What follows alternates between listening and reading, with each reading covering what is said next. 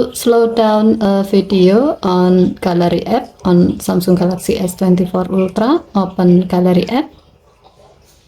Tap the album where the video you like to adjust its speed is in.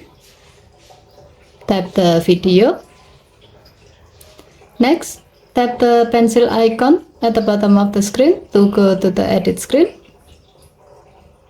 While you are in the trim section, tap adjust speed button and then select the lower speed. As the example, we will select 1/8 to make the selected part 8 times slower than the original speed.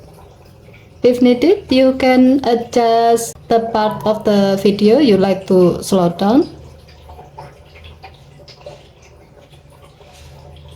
You can tap the play button to preview the video.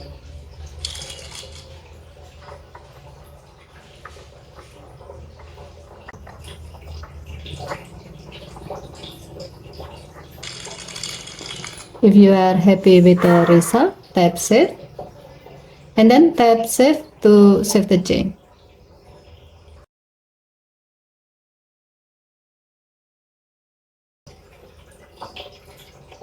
Okay, thank you for watching. Please help to like and subscribe. Have a nice day.